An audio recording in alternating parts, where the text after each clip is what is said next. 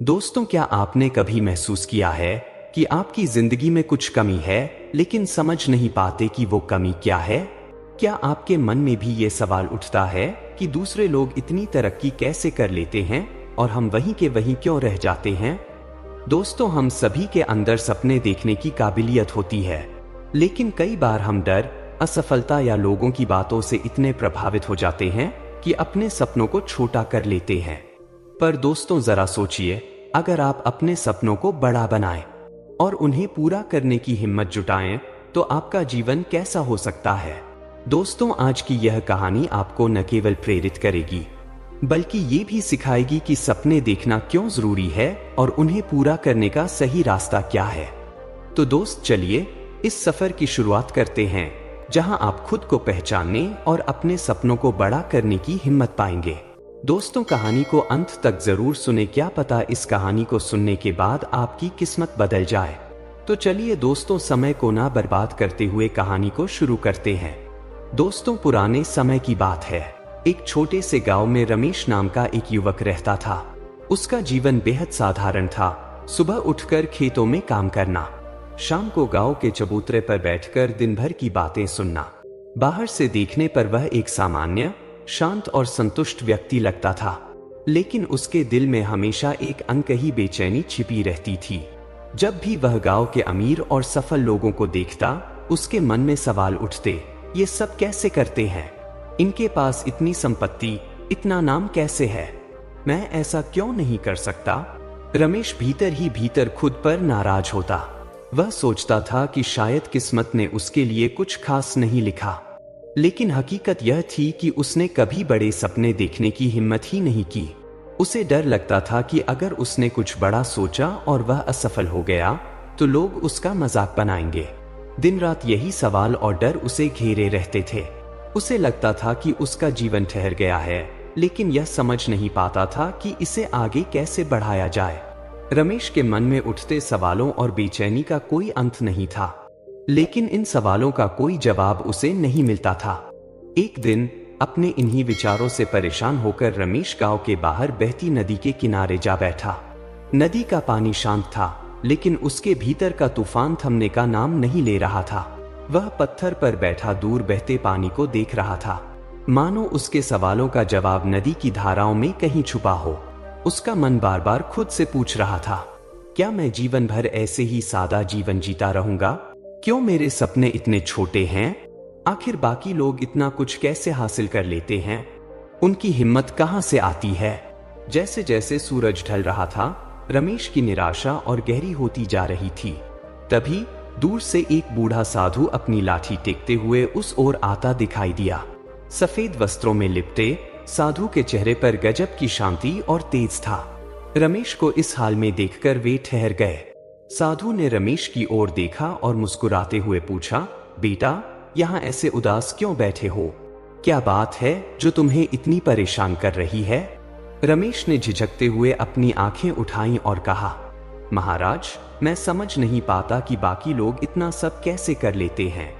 उनकी जिंदगी इतनी अच्छी क्यों है और मेरी इतनी साधारण? क्या मेरे सपने हमेशा छोटे ही रहेंगे? साधु ने रमेश के चेहरे पर छाई उलझन और बेचैनी को देखा। फिर साधु ने एक गहरी सांस लेते हुए कहा, बेटा, तुम्हारी बातें सुनकर मुझे रघु नाम के एक व्यक्ति की कहानी याद आ गई। वह भी कभी तुम्हारी ही तरह परेशान था, लेकिन उसने अपने जीवन को ऐसा मोड़ा कि पूरी दुनिया उसके नाम को याद रखने लगी। अगर तुम चाहो तो उसकी कहानी सुन सकता हूँ। रमेश ने उत्सुकता से सिर हिलाया और साधु की ओर ध्यान से देखने लगा। साधु ने कहना शुरू किया, बेटा, बहुत समय पहले किस गांव में रघु नाम का एक युवक रहता था।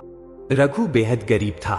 उसके पास न ढंग के कपड़े थे, न रहने के लिए अच्छी छत। दिन रात वह खेतों में मजदूरी करता, लेकिन उसका पेट भरने लायक भी पैसे मुश्किल से जुटते थे। गरीबी ने उसे बचपन से ही झेलनी पड़ी थी। साधु ने रमेश की ओर देखा और मुस्कुराए और बोले, लेकिन उसमें एक बात थी जो उसे सबसे अलग बनाती थी, उसके सपने। रघु ने हमेशा अपने दिल में एक बड़ा सपना देखा था। वह कहता था, एक दिन मैं इस गांव का सबसे अमीर आदमी बनूंगा। उसके इस सपने को सुनकर लोग उस पर हंसते थे। वे कहते, तेरे पास खाने के लिए पैसे नहीं हैं और तू सपने देखता है अमीर बनने के। जरा अपनी औकात देख। रघु इन बातों से कभी निराश नहीं हुआ।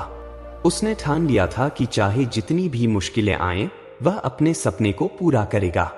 साधु ने आगे कहा, बेटा रघु ने अपनी गरीबी को अपनी कमजोरी नहीं बल्कि अपनी ताकत बनाया।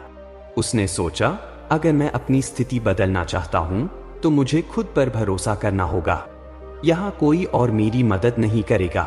उसने मजदूरी से बचे कुछ पैसों को जोड़कर छोटे मोटे व्यापार की शुरुआत की। पहली बार उसने गांव के बाजार में अनाज का व्यापार शुरू किया, लेकिन दुर्भाग्य से मौसम खराब हो गया और सारा अनाज बर्बाद हो गया और रघु को भारी नुकसान हुआ। गांव के लोग कहने लगे, हमने तो पहले ही कहा था, सपने देखना छोड़ दे, यह तेरे बस का नहीं। लेकिन रघु ने हार मानने से इनकार कर दिया। रघु ने अपनी असफलता से सीखा। उसने ध्यान दिया कि वह अपनी योजना में कहाँ गलती कर रहा है। इस बार उसने व्यापार के लिए एक अलग रणनीति अपनाई।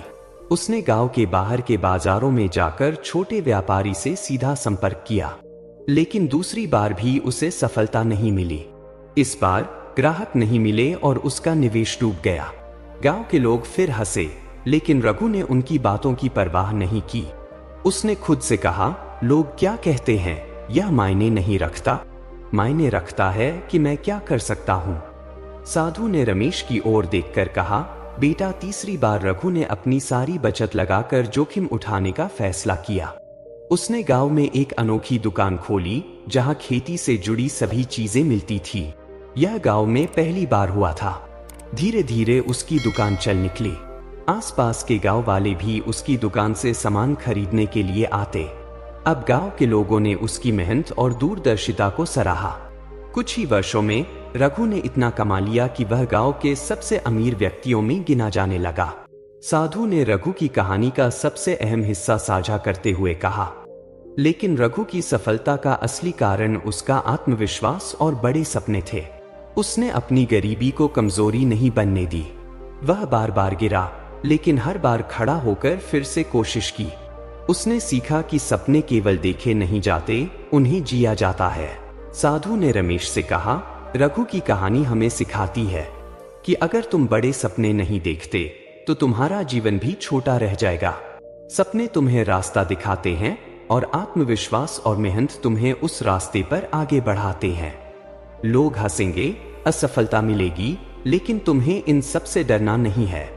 अगर रघु अपनी स्थिति बदल सकता है तो तुम भी बदल सकते हो।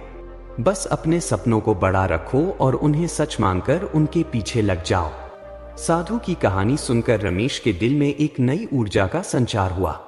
उसने साधु के चरणों में झुककर आशीर्वाद लिया और कहा, महाराज, आज आपने मुझे मेरी सबसे बड़ी गलती दिखाई।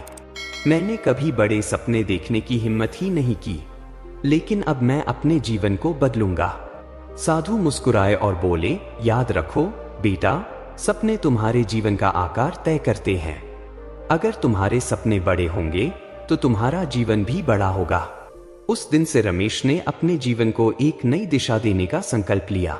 उसने बड़े सपने देखे और उनके लिए पूरे दिल से मेहनत करने की शुरुआत कर दी।